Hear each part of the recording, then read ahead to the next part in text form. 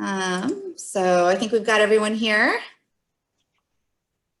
How's everyone doing? Hello, hello. Welcome, everyone. This is our kind of first time we've done a wine club only wine club release webinar. So it's really kind of fun to reconnect with everyone. Just to kind of introduce everyone, I'm Karen Fontanella. I'm here with my husband, Jeff. Jeff's there. Jeff's in our cellar. We kind of try and keep him there as much as possible. Of course. And then Jennifer, who's our director of sales and wine club manager and all the good things. You guys all. Hello. We've been really looking forward to doing this and having so many of you guys come in and join us so we could talk a little bit about your most recent wine club shipment of Old Vine Zin and kind of get you updated on the happenings here in Napa and what's been going on with the winery, with us, and this kind of crazy time that we've all been experiencing. So as they say, out of bad times, we have learned, because we've had plenty of them, wonderful things can come out of them. And one of them is this new world of Zoom. And we've really loved the fact that it's a new way that we can connect with so many wine club members and people out there. And you guys can hear us talk about the wines, the winery, well, mostly Jeff talk about the wine. But really kind of see who we are and hear our stories. So thanks for taking time to join us, and we're looking forward to talking to you a little bit today about the Old Vine Zin. So with that, I want to just let everyone know and ease everyone's minds. This is a webinar, so we cannot see you. So if you're wearing your fuzzy slippers and your pajamas, it's totally fine. We wouldn't even know. You guys can see us, but we can't see, we can't hear you, but we do want to hear from you. So if you guys will use the Q&A feature on Zoom, I don't know what kind of computer you're on or iPad or whatnot, but there should be a spot that says Q&A. And if you click on that, you can type and basically communicate with everyone. And what we really want to do is know like where you're coming from, tell us where you're logging in from. And if you guys have specific questions for Jeff, for Jennifer, or myself, this is a great place to put it forward, because we could talk about what we're going to talk about, but really we want to be able to answer your questions specifically about the wines or anything that you have questions about, because that's what we're here for. So, so use that Q&A feature, and we'll be kind of monitoring it to make sure that you get your questions answered. So, we are going to try and cover as many questions as we can and really get through as much as possible. But we really just want you guys to enjoy this time, drink some wine. Hopefully you're with someone, or you're enjoying this with us or whatnot. So I see someone's coming in from Phoenix, and sunny Phoenix, Mount Sterling, Kentucky. I wonder what the weather's like in Kentucky right now. But I know we've got strange weather kind of going on everywhere. Wisconsin. And I think you guys can probably see the Q&As too. Noblesville, Indiana.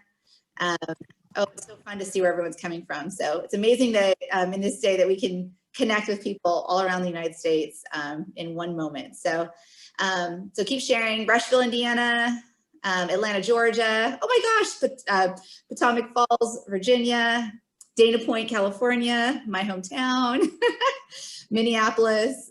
Great to see so many of you. Denver. So anyways, keep telling us where we are coming from. Thank you. We're gonna kind of go through today. We're gonna talk a little bit about harvest. We're gonna talk a little about Old Vine Zin. We're gonna talk about the happenings at the winery. And so we're gonna get started here. Oh gosh, Hudson Oaks, Texas. I'm sorry, I'm so excited to see all these great places everyone's from, just north of Chicago. So thank you guys for sharing all that. So, all right, so we got kind of fancy. We've got a PowerPoint presentation, thanks to Jennifer, who is our PowerPoint queen. What can I say? It's a passion, it's a skill, it's a gift. It's really why we hire Jennifer, is her ability to put PowerPoints together. So hopefully you guys at home have your 2018 Old Vine Zinfandel. If you don't, that's okay. Whatever you guys have to drink is totally fine. We're all drinking Old Vine Zin, but we hope you guys can pop whatever you have and join with us. So we're going to start with a harvest update, because we've had a lot of people that have been tapping in wondering what's going on for harvest 2020. It's been such a strange year. We have pandemics, fires, smokes, elections, whatnot. So what's going on with the grapes? So we thought it would be a great time for Jeff to chime in and tell us what's going on with harvest. And before he starts, just so you know, these pictures were all taken this harvest. So they're images from the grapes coming in this year, harvesting our estate vineyard and on the crush pad and whatnot. So, all right, Jeff, I'm going to pass it off to you. Okay, happy Friday, everyone. Harvest 2020, never seen anything quite like this before. You know, unfortunately, with the fires that we've had, so a lot of people have heard about all the different fires that California has experienced, and Northern California and Napa in particular, we dealt with way more than our fair share this year. Unfortunately, these fires had to happen because this year it was on track to be really a marquee year. These dry, we had kind of a dry winter. We're sort of setting up for a drought condition, unfortunately, but that typically gives us an incredibly concentrated crop. The vineyards looked, you know, they really looked the part. We were really anticipating one of the highest quality, most concentrated type vintages on our way into August, prior to the incredible lightning storm that Mother Nature threw at us and started a few fires through Napa and Sonoma, Northern California, really kind of all over the state. We were very fortunate that we were not very close to any of the fires. The immediate fire was more north and east of us and to our west in Sonoma. You know, our hearts go out to all of our colleagues, and we had a lot of growers, colleagues, friends who were very hard hit by these fires. So it was, again, another lesson in the power of Mother Nature, and how we're all just can be very humbled in a heartbeat at what can happen, how things can change so quickly. The first set of fires came through in August. We then had another round of fire that happened in late September. In between those two events, we basically had two harvests. One was what we're going to call the first ever micro harvest. We had to go through every vineyard, and basically we were picking small buckets, 5, 6, 10-gallon buckets worth of grapes, and fermenting them just as we would a large fermenter, treating these batches to analyze them, taste them, get them to laboratories, and try to assess if we had any smoke taint. So the enemy is not just that the flames might be nearby, but that the very volatile compounds that get released by a fire might get absorbed by the grapes. So different varieties react differently. Some are very sensitive to smoke, like Pinot Noir. Some are much more resistant, like Cabernet, Zinfandel. And so the testing became crucial into assessing our ability to make good wine out of them. So we had this entire bucket harvest, a micro harvest that we went through in August and early September. We assessed some things. We lost some vineyards. Unfortunately, we did have some Petit Syrah and some Zinfandel, some Chardonnay vineyards that were just way too close to the fire, so we couldn't pick that fruit. The vineyards here on the estate, we were very comfortable that we were far enough away. The smoke impact seemed to be minimal, if zero, in all of our testing. So we ended up picking all of our fruit here in late September. We have a portion of our Chardonnay that came in September. We have a good chunk of our Zinfandel that made it in September, and they've all finished primary fermentation, and now they're in the barrel and they're going through the secondary fermentation. And over the course of the next, let's say, 4 to 8 weeks, as the wines completely settle out and we can further assess them, we'll kind of know what survived the smoke taint issue. So we're hopeful that we're going to have some really, really good wine that was key, that Mother Nature had set up this incredible crop. It's probably going to be limited in quantity, and we'll have to wait and see. The time will tell. Thus far, what we have brought in looks very good. Our tests have been very, very positive, and our sensory, our tasting. We're very pleased at the prospects of what we were able to get to. Now, as a percentage, just to give everyone kind of a sense, Napa Valley, I've heard estimations that maybe 50% of the fruit was lost in these fires. So, you know, we feel very fortunate that we were able to get some crop in. Can I just interject here and say, we've got some great club members who are here. I saw them pop up, Kevin and Chantel, and we were talking just about what this year has been like personally, professionally for everybody. And they characterized it in this way that I think is very perfect for this moment, that 2020 has just been completely on brand all year long to just be so awful. And I know everyone's facing different kinds of things. For us here in Napa, those fires were just like, I'm gonna lay down on the road now. I'm done. I got nothing else. Well, the year's not over, so don't say it too loud or knock on wood or something. Great, thanks, Jeff. Great. Yeah. It's been a challenging year. We've seen challenges before, and we've been blessed with really great vintages before. So we got to take that all into context, in my opinion. And look, this year's been stressful. We've got COVID. We've got, you know, an election. We've got this harvest mess with all the smoke. There's been a lot on people's minds. There's been a lot that's just been taxing and grueling this year, but tough times won't last. So the tough people will. I think that's the theme that I'm sticking with. Well, and I think, you know, one thing that, you know, we've, as many of you know, we've seen a lot of challenges throughout the years, but there's always a silver lining. And I like to think that out of bad, there always comes good. And the good always prevails. And I think ultimately, maybe in the moment, it's not as evident, but maybe Jeff can talk a little bit about this particular harvest in terms of our silver lining, because I think that there was a lot of tragedy in our valley, but in terms of our estate vineyard and what, you know, the fact that we weren't directly affected, which is always a good thing as well. But maybe Jeff, you can talk a little bit about our estate versus what was going on out in the rest of the Napa Valley. Yeah. So as these fires evolve, the prevailing theory is that the proximity is the most, I guess, risky and dangerous thing to the smoke. So if you're very close to the fresh smoke, that's when it's most reactive, and that's when it seems to damage the grapes the most. We're fairly distant from where the active fires were, at least we hope enough. And when the smoke tends to go up into the air, it tends to volatilize and react with the atmosphere. And even though we may be sensing a lot of smoke, it may not be reactive enough to get through and into the grapes and do any damage. So the fresh smoke and being very close to a active fire is, you know, the closer you get, the higher the risk is the prevailing theory now. So for us now, we came out of the winter with very short rainfall, probably a little under half of what we would normally see up on this part of Mount Veeder. So what that does, the spring soil conditions tend to dry out more quickly after that.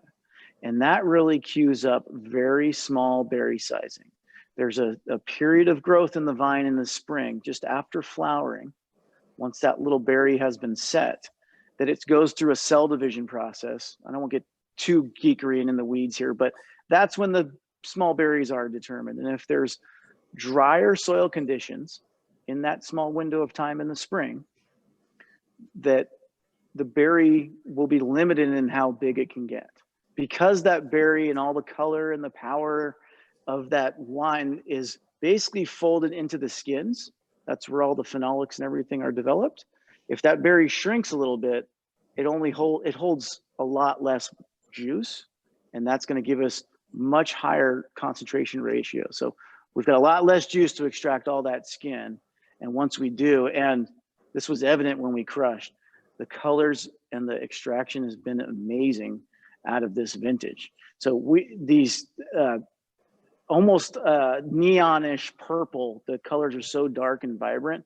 So very excited about the prospects of this vintage, especially for Cabernet. Wow, I mean, the sizing of these berries is incredible. And just all those little things that kind of dialed in for the weather through that development phase.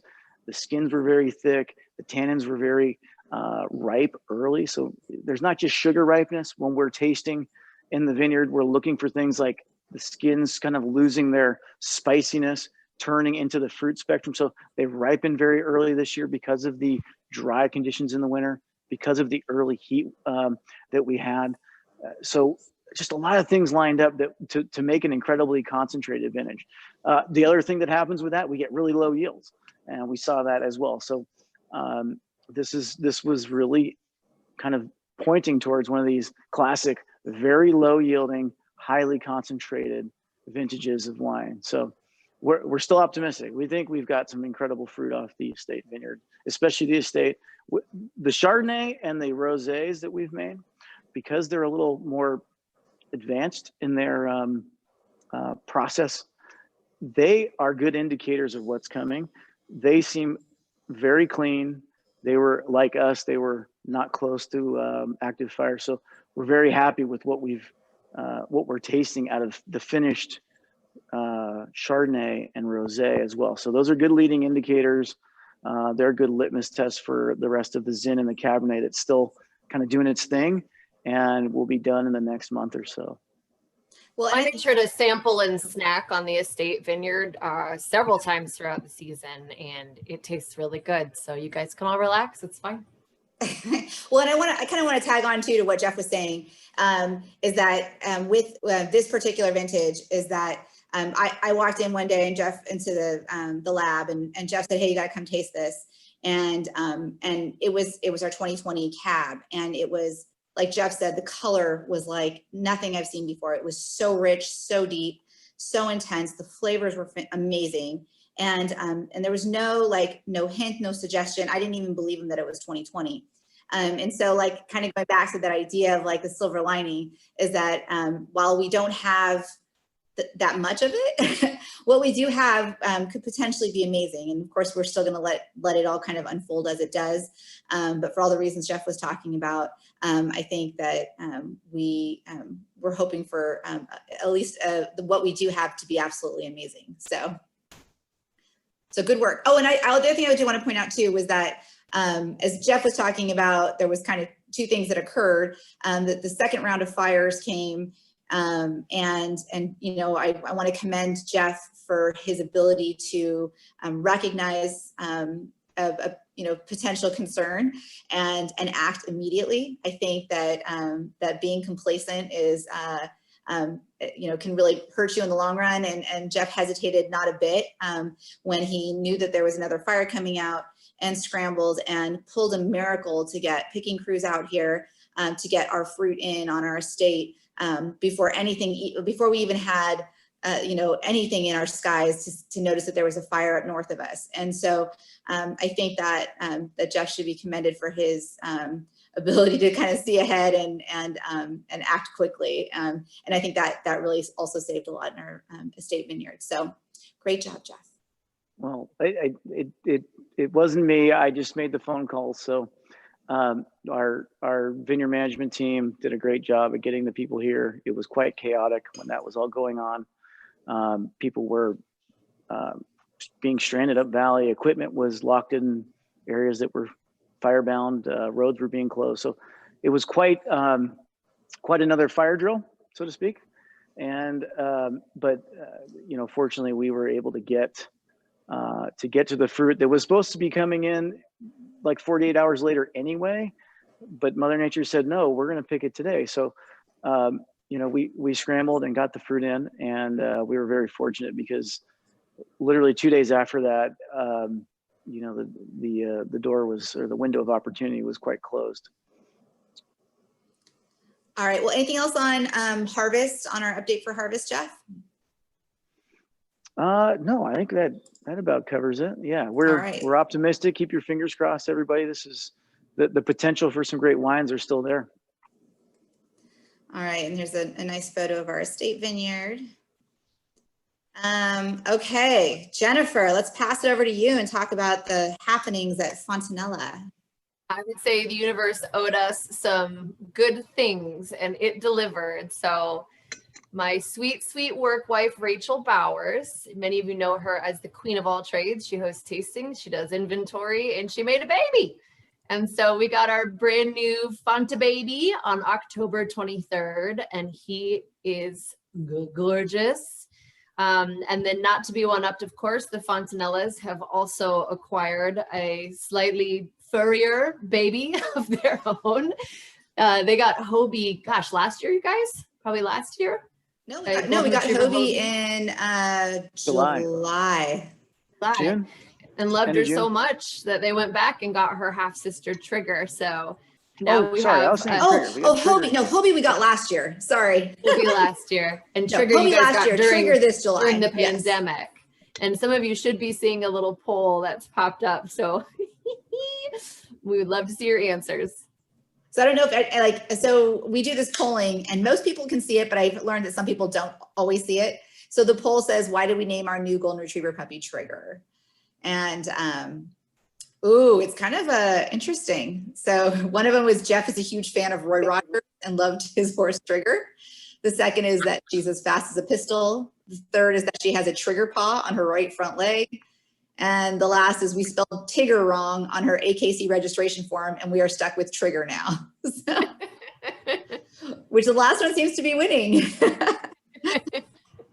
So it's, for those of you out there, like we are a big dog family.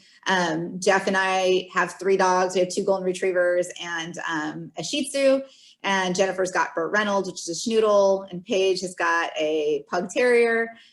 So we really do love those 4-legged animals, and Rachel's got a bunch of cats as well as Carol Ann. So we think that they're a big part of life, and so we love when you guys bring your pets and tell us and send us pictures of your pets, or pets with wine is always fun too. So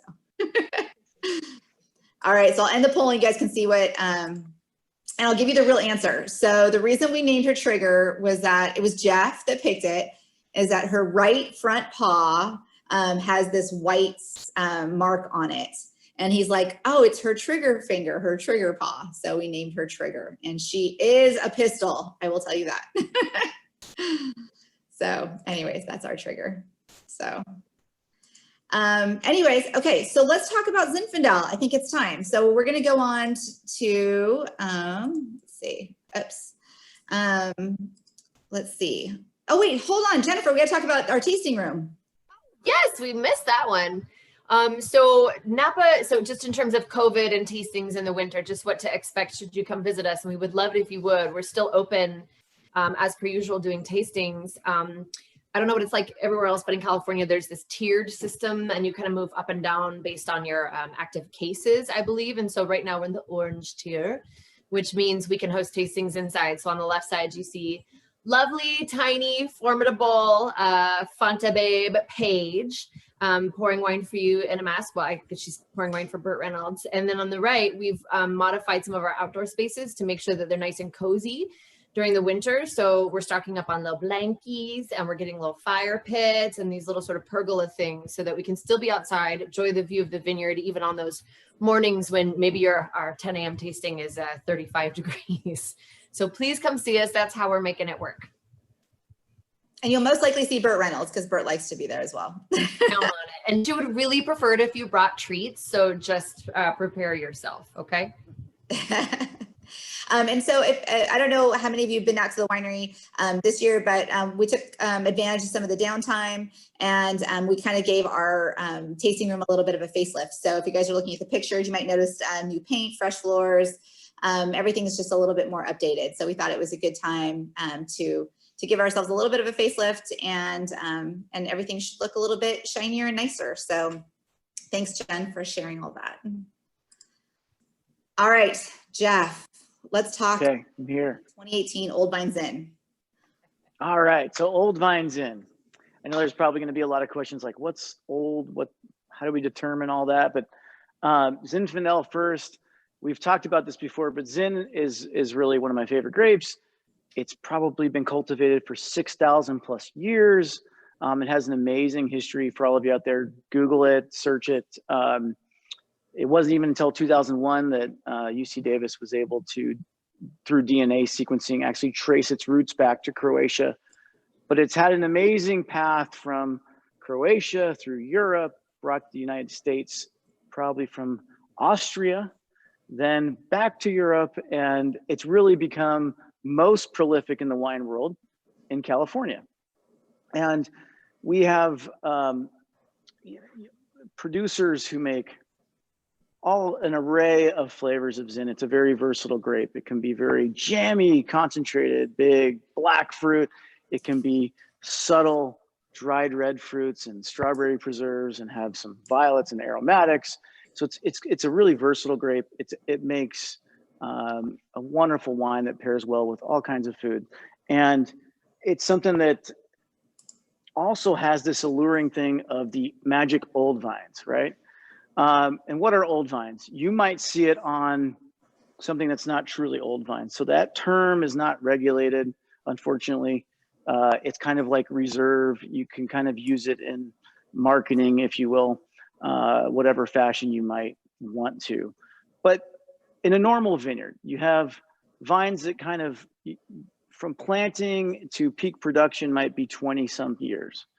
And after that, say 20, 25 year range, the vines really have kind of started down the backside of the mountain in terms of their productive years and such. They start to decline, but they don't necessarily get worse. You know, after about 30 years to 40 years, that vigor and that yield really starts to taper off, and these vines become more self-regulating, and the crop gets a little smaller. Some would argue it might even get a little more interesting and concentrated. And then in Zinfandel, this old vine concept kind of starts to go another level. Now, grapevines can be extraordinarily long-lived. We've got 350-year-old vines in the south of France. We have commercial producing vineyards in Australia that were planted in the 1840s. I think the oldest Zinfandel vines in California are in the 1860s. So vines can live a very long time, but generally commercial vineyards in modern viticulture are in this range where they live to be 25, 30 years old, okay? So these old vines, now, as we would say it, I think generally it's accepted that if the vines are in this 30, 40-year-old range, they're considered to be old vine. But for me, it's more of this 50-year-old plus type thing. But I don't want to put an exact number on it because it's really something that you kind of know it when you see it. And when you go into these vineyards, they're what's called an old gnarly vine. They don't have the benefit of a trellis system. They're freestanding, almost like short, shrubby trees that grow, and they've just kind of twisted up out of the earth and have different arms shooting out. And each year they kind of create their own, what's been coined as a gnarly architecture, in the way that they kind of twist together and create their own environment to ripen this fruit in. We are working with a few of these vines, the Maggie's Vineyard and the Schoolhouse Creek Vineyard. Both of these are over 60 years. The Maggie's Vineyard dates back to the 1890s. So the magic in these and what's really attractive is the lack of uniformity. When you walk into these as a winemaker, that ever-changing landscape of how this vine grows is it's just so intriguing, because you get so much complexity built into these really cool old vines. Now, when you walk up to a 100-year-old vine, the trunk might be like 12 inches around, and the arms are kind of sticking out in every direction, kind of unruly. But you know, you kind of like, I kind of think of it like when you kind of come into a modern sort of like our estate vineyard, you have very linear rows. Everything is kind of polished. It's kind of the Hollywood vine, right? It's there, it's fitting the picture.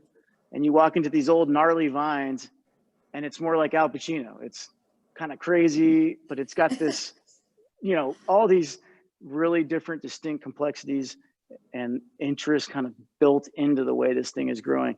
And for sampling and for harvest and the dynamics of the vine as it grows, all of those things are non-uniform as you go through these vineyards. And so kind of seeing what you're going to get, planning things like harvest and all of the little decisions you've got to make while you're planning on how you're going to make this wine go into that. So as you're kind of pacing through, that's what's so interesting, is that you can't just go out and create this. This took decades and decades and decades to create this extraordinarily complex setting to make wine from. So that's what draws us into these true old vines. So like I said, the Maggie's Vineyard dates back to 1890s. Very cool old vineyard. Probably, I would say that vineyard was what really was the catalyst to this. I actually had kind of the honor to meet Kent Rosenblum at this vineyard. He was showing me the fruit when we were trying to, you know, formulate the concept for this year's wine club wine. For those of you who don't know who Kent Rosenblum is, he was coined the king of Zinfandel, founded Rosenblum Cellars. He really became a very huge advocate of getting Zin very ripe, looking for really old vines, and creating these really beautiful, unique Zinfandels. And you know, over the decades from the late 70s, the modern era of Zin, he was really at the forefront of creating the modern age of Zin. So Kent Rosenblum, I walked this vineyard, had a chance to taste what he had made from there, and just talk with him about, you know, the Maggie's Vineyard, and it really sucked me into that. And then the other component in this vineyard is a vineyard up in Dry Creek Valley, which is northern Sonoma County, and it's up on these volcanic benches that look down on the creek. And we kind of dabbled in this vineyard in 17 and tested it out. And these old 60-plus-year-old vines just have that gnarly vine. I mean, they are really beautiful, dry farmed for 60-plus years. I think the first plantings go back over 70 years there. And just a beautiful expression of Zinfandel. So we was two vineyards in our mind, and we wanted to set out to make an Old Vine Zin. What else can I share about the vineyards here? Are there any questions on it, Jen? No questions yet, but I think, let's say, well, I think one of the questions that popped up, hi, Troy, thank you for asking. Jeff, what made you choose these vineyards, and how does it affect the taste versus a new vineyard? Do you want me to talk about taste in particular? You know, I guess my mind with true Old Vine Zins kind of takes me into, you start getting some of these dried fruit characteristics, maybe some of these fig and preserves kind of in there. And we definitely get that in some of this, in this wine as well. My mind kind of takes me down that avenue. Now, that's not to say they all have to taste a certain way, but just what really drew me into these vineyards was the preservation. You could see that the care had been put in to these vineyards to keep them as true old vines. And it's not a productive thing. So these growers, it really is a point of pride, because they could have pulled it out and made a much better investment planting closer and doing a modern farming method. But preserving this piece of history is what kind of drives you into the vineyard and sucks you in. And having a chance to work on something that took, in some of these vines, look, it took over 100 years to get to this, produce this crop. So it's quite an amazing, humbling thing to think, hey, we're going to get to play with this and create something really cool and unique. Beyond the sort of just the visual of looking at the vineyard and sort of understanding what you're dealing with, that it's been kept well, I think a lot of us, me included, have this like romantic notion of you just like traipsing through vineyard, chomping on a grape and being like, yes, this will make a good wine. And is that what actually happens? Or is it that plus you're tasting other wines that are made from that vineyard source? I love Jeff with an accent. I have to That's have what I love. Yes, this will make a good wine. Oh, that was great, Jen. Jen, do that one again. That was good. You don't pay me enough to do that one again. Yes, in some cases, in an ideal case, we'll have a chance to go through and taste the fruit and do all those total dorky things like you're describing. In the best case scenario, we also get to taste some previous vintages. So that's really a great indicator. You know, things can look terrific, but if, you know, who knows, there could be something an underlying cause that stops them short of where you might have a goal set for maturity and those kind of things. But yeah, we try to visit the vineyards. You really got to kick the dirt. It is really a function of going and seeing and touching and tasting as much as you can. All right. So one of the questions someone has is that the 2017 and 18, whether they are sourced from the same vineyards, and then 2020. So I think this is a good chance to kind of talk a little bit about the Old Vine Zin and our wine club only wine versus the regular Zinfandel that we have. So if you could maybe talk a little bit about what the difference is between the Old Vine Zin versus our regular Zin that we use every year. So our regular Zin is different vineyards entirely. Well, in 17 and 18, we got a little bit of this schoolhouse to play with, but like 5%. The Old Vine Zin is Maggie's Vineyard and Schoolhouse Vineyard, and it's all Sonoma County fruit. So it's completely different regions and entirely old vines. So everything in that bottle of wine is a true old vine grape. We haven't blended anything else. Whereas our Napa Zin has a number of different vineyards in Napa. We use a small percentage of Petit Syrah to tweak that. Now, in terms of flavor and tasting, to me, the younger vines in general, and our Napa Zin, I get a lot more, say, concentrated, blacker fruits. I get a little more spice in that one, whereas I get a lot more nuance and intricacies and complexity out of the old vine. We get everything ranging from currant, cherry, some strawberry preserve to like kind of roasted dates, something sweet like that, molasses out of these old vines. So it really is a really interesting wine. And as it's just a baby, if you've opened it and you're tasting it, give it some time to kind of open up and a few months to revisit it, because the layers and layers and layers that come out of this are really neat. The Napa wine to me has more power, a little more tannin to it. It's a little more upfront in its pronounced dark fruits, and this just has layers and purity, and to me a really intriguing level of complexity, because every time I go in the glass, I'm finding kind of new aromatics and another layer that I can kind of keep going back to. And I've had a glass here that's been breathing for 20, 30 minutes prior to the start of the Zoom. And it just keeps continuing to give like new nuances of fruit and maybe some violets. And there's some really interesting aromatics that are coming out of there. All right, well, let's start, like, kind of dive in a little bit to the details of the Old Vine Zin. I know you've been talking about it, but here's kind of some tasting notes on it. If we want to kind of walk through and talk a little bit about what you're getting on the nose and, you know, kind of some of the details about, you know, what it is that you made. Okay, so winemaking notes, we treat it much like our Napa Zin. We tend to be in the avenue where we're promoting that fruit development with the fermentation regime and the crushing. We're not trying to be real heavy-handed in our winemaking with Zinfandel. We kind of view it as a more delicate grape, closer to, say, Pinot Noir than it would be to Cabernet.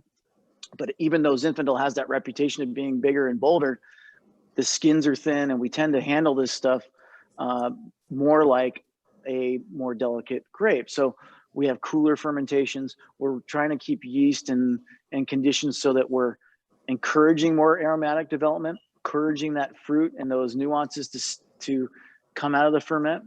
We're not, on the other hand, conversely, if we were going really hot and fast, like we might do with, say, a bigger varietal, that's for getting more extraction out of it. And that's not really the goal with the Zinfandel. We're trying to get the purity of that fruit to really shine. We're really focused on harvesting for that reason too. We're not trying to get it too ripe. We're trying to preserve the acidity that's there. So that acidity backbone is very important for us in making this Zin, because to me, that's the driving force behind an ageable Zin. So and when you taste this, I hope that you get a sense of the fruit concentration in this wine is very good. It's the cherry, the acidity, the raspberry notes, a little bit of that rhubarb maybe.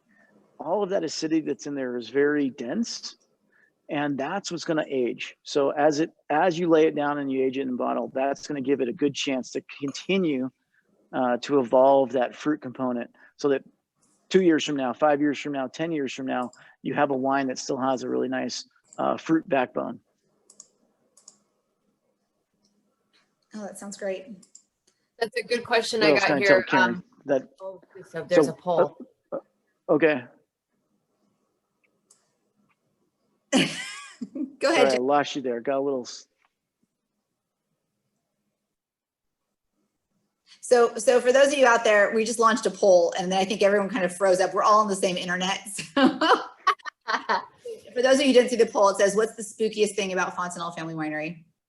One of them is the resident mountain lion that we've spied up in an oak tree near the tasting room late at night, and we'll share some stories about that. The rhubarb carnivorous monkeys that live on Partridge Road, the cellar ghost that is particularly active during harvest, or our fox named King Julian that likes to creep around on our roof in search of meals. So if you guys want to answer that while we're chatting, I'll get that rolling. So Jennifer, you were going to ask a question for Jeff. I was gonna, because I think the whole idea about it's a young wine, but it's an Old Vine Zin, and somebody asked for a young wine like this, would you recommend decanting it? And does the fact that it's a young wine, but it's an Old Vine Zin impact your answer to that question? Not necessarily with this wine. I mean, decanting's great. Go for it. If you're not sure if you should decant it, you can just get some in a glass and really give it a good swirl for a bit.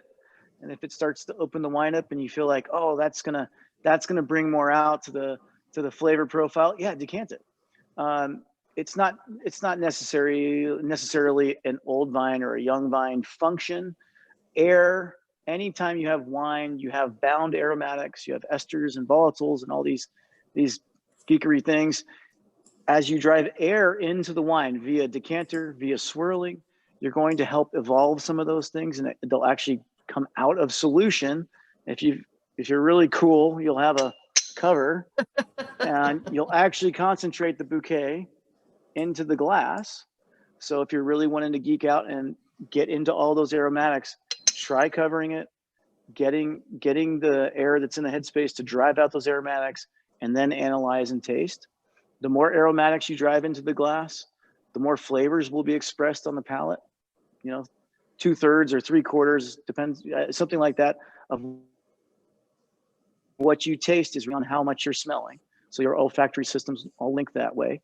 So yeah, if decanting seems to open it up, yeah, go for it. There's the great present decanting. That never hurts either. That always just makes you feel like you're opening something special. Do it for that reason as well. It just increases the enjoyment of the wine for sure, especially if you got one of those really cool decanters. But yeah, I'm not against decanting at all. This wine is so pure and clean. It doesn't need to be decanted. Some simple swirling, will help you kind of coax out some of those aromatics and those descriptors as well. Yeah, people always ask what those things are on top. And I know you've answered this before, but you can order those on Amazon. And what are they called again? Like cover watch slips glass or something like or that. Watch glass, yeah. Watch glass, yeah. Cover slip or watch glass. That should turn something up on Amazon. Maybe you get 10 of them for a fairly reasonable price, $1 a piece or something. Then you can be cool like Jeff. Yeah, you can geek out, right? So there's a really great question from Wes Christensen about Jeff, you'd commented, it's unfortunate that there's no designation for old vine in a wine. And I do want you to talk about what you consider old vine. But I did want to talk a little bit about designations. And I'm not particularly versed in the specifics of a designation of this particular thing, like an Old Vine Zin. But one of Wes's questions was, what would it take to formalize a designation? And it's something that you would apply for in terms of a legal designation of something. For example, to say something is a reserve wine is a perfect example of like an old vine, is that it's something that there's no legal requirement as to what you put on it. Now, an estate wine does have specific parameters that you have to follow to put estate on it. But I think estate means 100% owned, controlled, grown on the estate. Right. So it's very specific, but Old Vine Zin, a reserve wine, there's a lot of designations that people use that aren't particularly regulated. And part of that is, I think, part of the idea that in America, like, we don't have a ton of regulation compared to, like, let's say France. I mean, we could have a whole webinar just talking about France designations of their wines and how we differ in that sense. So, but I do think it's important to understand what Jeff would consider an Old Vine Zin. So maybe you can talk about that. Yeah, I mean, for me, generally, I think they're getting into that really old, gnarly phase when they're 40, 50 years old, in that range. You know, when I think of, like, and I wouldn't, I guess I'd put it this way. I wouldn't really argue with someone who said, hey, I've got Old Vine Zin and it's 45 years old. I mean, it's quite an achievement for a vineyard to be productive and in good shape after 45 years. So I wouldn't have a problem with that. You know, I almost feel like the Maggie's vineyard type stuff, where you go into a vineyard that's 100 years old, we should have like a special historical designation for something like that. That would be cool. I think that there is a historical vineyard society and an Old Vine society that perhaps has some efforts to try and do that. But yeah, maybe we call those ancient vines, but that would again be could be used as a marketing term, but maybe there's a seal or a official designation that they'll come up with that would be recognized in the future. But yeah, typically, yeah. Yeah, it would be a collection of vintners that come together and approach the TTB and say, hey, we'd like to have this particular designation, and here's what we're looking for. So usually you get, you know, a law firm involved, and it's a pretty lengthy, involved process. And I think they're typically reticent to do a lot, but it's something that can be done. So, but usually it takes a group of vintners ready to bring that on. And they might do it outside the TTB with just a certification or something, or being a member of something else. There could be a third party type designation that might, you know, be, you know, come up someday. But yeah, in general, I think if you're on this Zoom and you tend to consume really good wines, you're seeking out things that you know are true, and you're seeking out wines that you can find the source of the maker and ask them about the vineyard. If you're buying that Boda box that says Old Vine Gnarly Head at Target, it's probably not Old Vine Zin, right? What? So, you know, I think that as you get into it, the ZAP Society, Zinfandel Advocates and Producers Society, has some good links to Old Vine and those vineyards that are still producing, and the historic significance of those. So they're a good source on the web. Yeah, and you can kind of discover things that way too. And if you really find that this Old Vine character suits your fancy, then, you know, you start to pursue those. So I want to take a quick second, just for, like, you know, anyone's interest. So I'm going to show the results of our poll.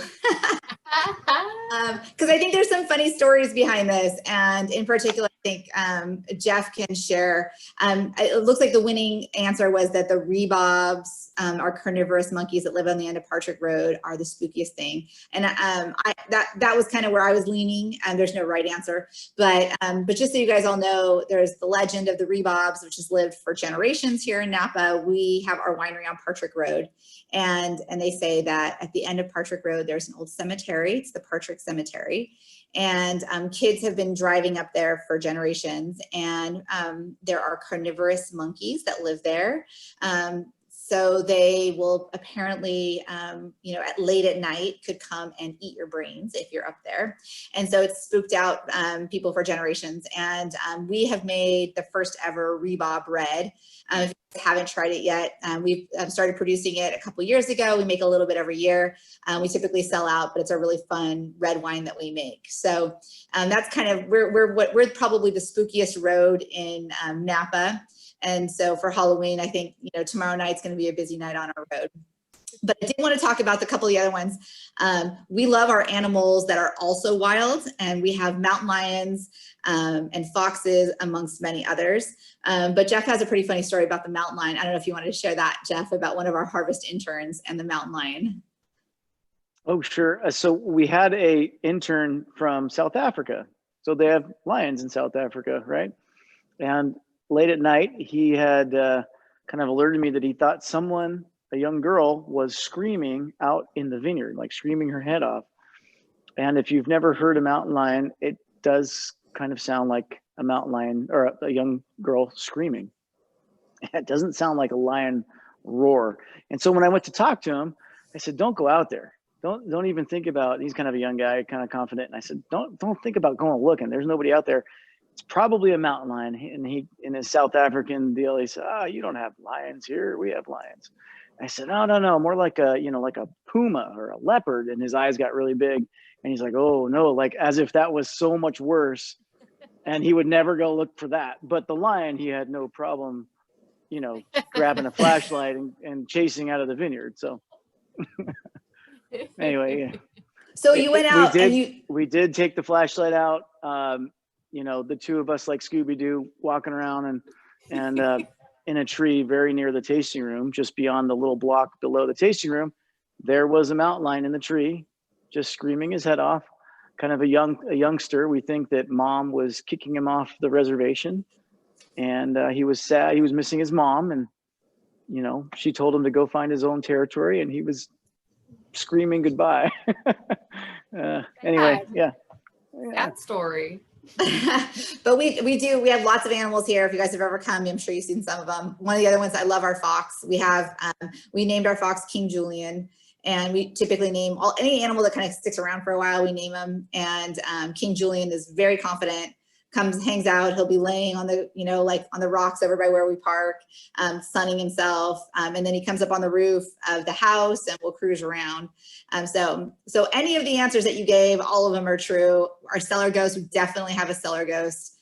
Do you have a name? Is he a king or a knight or a queen as well? Well, most likely, for all intents and purposes, what I understand was that our office was the first brothel in Napa. So I don't know if something happened there, but maybe something arose from the old madam, the Madam of Partridge Road's ghost. The Madam of Partridge Road is probably creeping around our cellar looking for wine. She's happy with us. Well, all I know is someone's protecting us, so thank you. Yeah, right. So anyways, so that's a little bit about the legends of Partridge Road and the winery. Do we have any other questions that have come up? Let's see. I love this question. It's not easy to make an amazing Zin. Why is he so good at it? Because he's good at all the wine he makes. And actually, and this was a Troy keeping question. Thank you, Troy. We love all your questions. What was the very first wine we made at the winery? Was it Zinfandel? Very first grapes that we crushed, or like bottled? Well, I think the first grapes we crushed would have at the winery. Let's see, would have been Chardonnay. So the first grapes we crushed for Fontanella was Cabernet. We didn't crush them here. So that vintage, we were under construction here and we crushed at a friend's facility and then brought the barrels here. Now the first wine ever bottled would have been our 06 Cabernet. And we bottled that here, and at the same time, we probably bottled our 07 Chardonnay and our 07 Zin. So yes, and those were all the wines that we released when we opened in 2008. So it was our Cab, 07 Zin, and 07 Chardonnay. That's when you were doing all the tastings, right, Karen? Yep, I was running solo.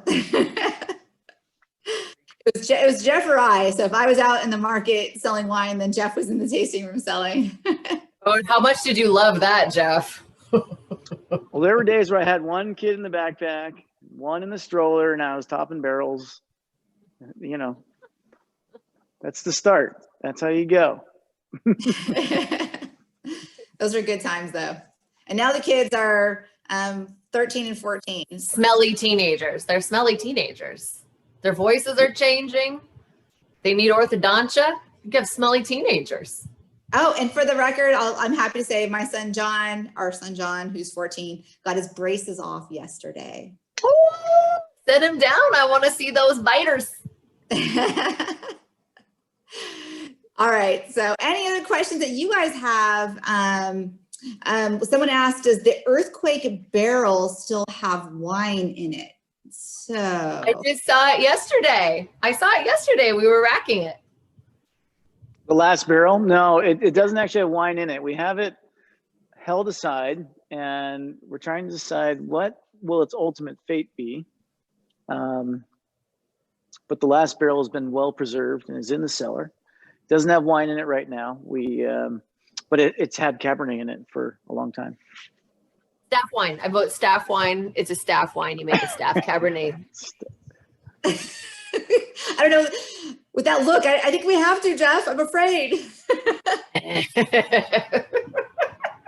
So one question that we get constantly is what is going on with the cave? So for those of you who don't know, it was back in 2016 that we purchased the 55 acres next door.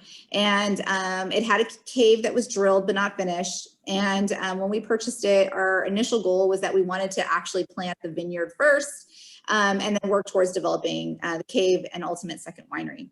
It is still going to happen. But between the 17 fires and then the pandemic and then the more fires, we're really focusing on vineyard at this time. And we will ultimately build it. I think in my heart of hearts, it's a project that I'd love to do with our children, and but it will happen, and it's still there. And the more we can kind of develop it and get people up there, the better. But please keep asking, and we're excited about what that property means to us and what it means to the legacy of our winery as well. So thanks for the question. All right, any others? So one other little teaser I can throw out there for this Old Vine Zin. What initially drew us into the Schoolhouse Creek Zinfandel was the potential to make some incredible Zinfandel Port from it. And for those of you who do like port, we have that Old Vine Zin that we've made port now since 2017 out of the barrel, and it is phenomenal port. That Old Vine character gets even more amplified and more complex when we make it into port. So we have a few barrels. I don't know when it's going to be released, but it's hiding in the cellar. And the Wait, port. Where is it? So where is it? Not telling you. Are you gonna make Jen? My God. Are you gonna make a vintage designate port, or will it be Solera style? It will be undecided at this point, but it will be a very special bottling anyway. All right, so I put this back up, the Old Vine Zin. Matt and Kate had asked just for the details, the screenshot. So I wanted to put this back up again. And then put some kind of cute pictures as well. You can see our boys and our dogs and our silliness that Jeff and I have. I think one of the things I kind of wanted to talk about now is that this time of year, I always get kind of sentimental. The end of harvest, no matter what has happened that year, is always kind of like the time that we wrap up the year, and we kind of think about what the year has brought, even though it's technically not the end of the year. For us, once we put the grapes to the wine to bed, is a time of reflection for us and the gratefulness that we have. And Jeff and I are eternal optimists. I think you have to be to kind of pursue and move forward, and know that every day we're so lucky to do what we do. And we're so fortunate and grateful for every one of you who's out there. You're here because you support us. You drink our wines, which is so important to us and our family. And not just Jeff and I, but to our entire staff, everyone who works for us. Our gratitude is eternal, and every time you open a bottle, it's something that's special to us to know that we've worked for something that's going to bring happiness to you, and that our family and our wine family appreciates so much of what you do. So anyways, again, it's a time of gratitude. I know it's been a tough year. We've had tough years before, but at the end of the day, we're all so lucky, and it's the people that you love and the people around you that we should be grateful for every day. And we will get through this, and we will move forward. And there's a lot of great wine to be made, a lot of great wine to be drank, and a lot of great times to be had. And so we hope that you continue to share those times with us. And we thank you for all of your support through the years. So anyway, that's my little moment of gratitude. Cheers to you. So cheers to everybody. All right, so let's talk, before we sign off, one last little thought. Always, we like to give you guys a little extra special something from all of us. So we have some special offers, and maybe Jen, you can talk a little bit about our special offers for our wine club family. I would love to. So we're gearing up for our last allocation of the year, you guys. So November 16th is the ship date. I'm running credit cards on Thursday. The official release is the 2019 Napa Valley Zin, but we thought we would make it kind of the season of zinning. And by we, I mean me, because I did not run that title by Karen. It's something I came up with, and I put it in the PowerPoint, but it's the season of zinning. So we have the 19 Zin is the official allocation. Stop making that face at me, Jeff. You hired me. We also have a little bit more of this amazing Old Vine Zin to share. So if you want that, let me know. And then as kind of an added bonus, we had allocated a significant portion of our 2017 Zin with the intention of using it for like a fire anniversary promotion for the first fires, which is 2017. But then there were more fires this year, and we really felt like that was just not the right thing to do with it. So you can reap the benefit of that if you want to stock up with Zin for the holidays. Just email me, call the winery, say, hey, I saw you guys on the Zoom webinar, and I want to buy some extra wines to include in my my wine club allocation, and I'll increase your club discount by 5%. And include shipping. What'd you say? Oh yeah, and no extra shipping costs. No extra shipping costs. Additionally, we have all of our little holiday elves working to put together some packages. Those photos were taken by the amazing Paige, who's downstairs right now. So watch our website, November 6th, all those offers will go live, and you can just like log on, have a little wine, purchase some packages, and you'll be done with your holiday shipping things. And the holiday offers are really something, I don't know if, how many of you guys have purchased any of our packages, but we like putting gift packages together every year, and particularly for wine club members, because you get your wine club discount off of them. But they're great gifts to give. There are different packages of an array of our wines, whites, reds, ports, all sorts of good stuff. And we really package them up nicely to make great gifts. So if you're thinking about gifting for friends and family, we hope you consider using Fontanella to include in your shipments. Yeah, and like Jen said, anything that goes into your November 16th shipment that you add into that, we're happy to give you a little extra discount and pay for the upgraded shipping. So, and with that, we will see Jeff depart his way through the vineyard, or through the cellar. What did you just put up? Jeez Louise. Can you ride the pallet jack out for us right now live? Is that something you can do? No, but by the way, you see those barrels, those were all set up post-earthquake. See how they're going the wrong way? And then we Wait, I got to go back to it. God. Oh, yeah. This is a pre-earthquake photo. No, post-earthquake. That was 2015. This was after we had picked everything up, and the engineers and everybody thought if we put them in sideways, it'll be safer. I don't know, nominally, but whatever. So we'd started stacking them in sideways. And you can kind of see the black straps, and we were strapping down the top of the barrels, and we anyway. Boy, okay, so this nightmares of that. This was a post-earthquake, so after earthquake, but before we got the new vacuum system, which Jeff is going to show you when Jeff talks. Hey, Jeff, show the new system. Yeah, right there. Those are a different style of rack where the barrel doesn't participate in the actual structure. And they're made in Australia. They were tested on a shaker table to 7.0 here. And we brought them in and converted the whole cellar to these in hopes that we'd never find out if they work. So, and anecdotally, they've done extremely well in Chile and in New Zealand, where they've had much more frequent and bigger earthquakes. And then they did the test as well here, and it did well. So much better than having a barrel hold up the next pallet holding up a barrel. So anyway, those just need to move this much and then the whole thing falls down. So we learned that the hard way. Yeah. Well, thank you guys all for joining us. I hope you enjoyed today. Let us know your thoughts on it. If you guys want to let us do this again, let Jen know, email us. And we appreciate you every single day. So thank you, thank you, thank you. Can I just give you one more thing? We got a lovely comment from our friend and our club member, Linda Thomas. And this is a good one to close on. She says, your wines have been a light in my family's life, in particular during this tough year. We actually broke into some of our Fontanella Unbreakable Cab Franc and Zin. So that's some of the earthquake vintage we were just talking about.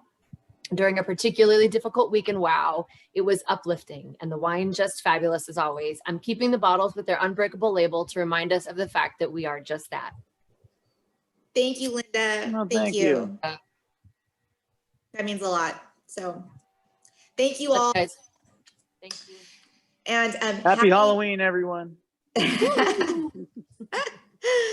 You guys take care.